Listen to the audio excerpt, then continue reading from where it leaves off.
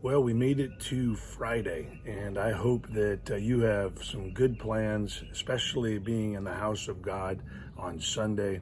But something you may easily forget is that on Saturday, tomorrow morning at 8:30 at the church, 9 o'clock at the apartments, we're going to be taking food boxes out for people in need. And so I hope that you are able to join us. Many hands make light work. If you're in the area, you're welcome to join us. And Genesis chapter number 6 is where we're going to be this morning. We're only going to have really one or two verses, but I wanted to give you something to strive for. We're going to look at Noah, the description of Noah, before we even find out what God's going to have him do. We get a description of him. And let me just say this from the beginning. Everyone should strive to be like Noah in their generation.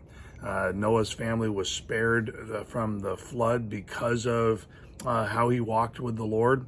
And Noah was used by God because in spite of what everyone else was doing, Noah determined to live a life that was that honored the Lord and that pleased the Lord, and it made a way for the human race to continue on. And so imagine the impact we could make in our time if we will live this way. Listen to just really, I'll give you two verses because it says, but Noah found grace in the eyes of the Lord.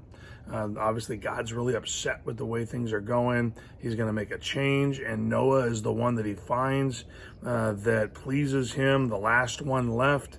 And verse number 9 says, these are the generations of Noah. Noah was a just man and perfect. That word perfect doesn't mean sin-free. It means completely devoted to the Lord in his generation. And Noah walked with God.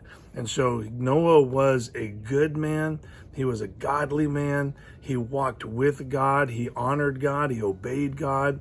And that does, like I said, doesn't mean perfectly, but he chose to live a life that was the life that God had prescribed so that he and his family could have a right relationship with God. And this is something that we should all be striving for, a right relationship with the Lord. You know what I think the biggest detriment to walking with the Lord is our own ambition. We're all trying to do something. I know that during COVID, everyone got really hooked on home improvement. They got hooked on sports. They got hooked on just anything and everything that was completely turned inward. It was about me making me a better person, which is great, but we did it in this world. Not necessarily very many people got to be better people before the Lord. And so I want to encourage you. Noah walked with God. And because he walked with God, God used him to make a significant difference in the world. And so everyone needs to strive to be like Noah. And so as you enter into the weekend, you're going to be making choices. Make the choice that Noah would make. As you live out your life from this day forward, what kind of decisions do you imagine Noah making that gave him this position of being a man that walked with God and finding favor with God? And so I hope that helps. Have a great day.